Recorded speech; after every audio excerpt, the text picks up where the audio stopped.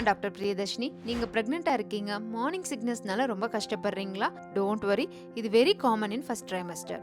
இன்னைக்கு நான் சொல்ல போற 3 சிம்பிள் ரெமெடிஸ் உங்களுக்கு கண்டிப்பா ஹெல்ப்ஃபுல்லா இருக்கும்.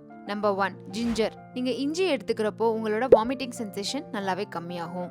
ஜிஞ்சர் டீ வித்தவுட் மில்க், ஒரு ஸ்மால் பீஸ் ஆஃப் ரா ஜிஞ்சரை நீங்க அப்பப்போ கடிச்சு சாப்பிட்டுக்கலாம். ஈவன் ட்ரை ஜிஞ்சர் பிஸ்கட் கூட நல்லா ஒர்க் அவுட் ஆகும்.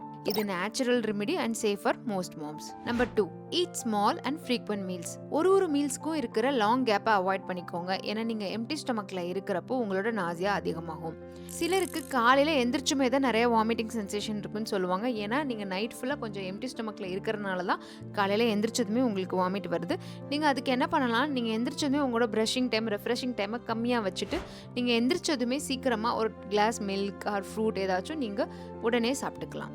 ஸோ இதனால உங்களோட வாமிட்டிங் சென்சேஷன் நல்லாவே கம்மியாகும். ஸோ த்ரூ அவுட் த டே உங்களுக்கு பெட்டராக ஃபீல் பண்ண முடியும். Number 3, stay hydrated. வாட்டர் கொஞ்சம் கொஞ்சமாக சிப் பண்ணுங்க through out the day.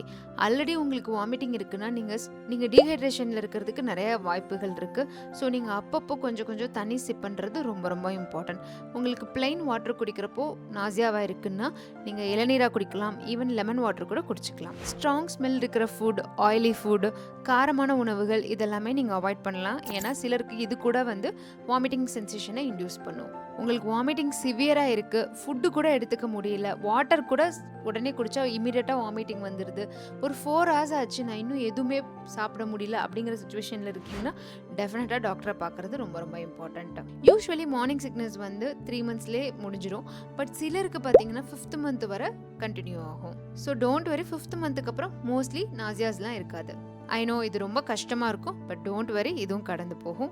But நீங்கள் அப்பப்போ சாப்பிட்றது ரொம்ப இம்பார்ட்டன்ட். உங்களுக்கும் உங்கள் குழந்தைக்கும் நியூட்ரிஷன் ரொம்ப தேவை. ஸோ அட்ஜஸ்ட் பண்ணி கொஞ்சம் கொஞ்சமாக சாப்பிட ட்ரை பண்ணுங்கள். Take care of you. Happy and healthy pregnancy.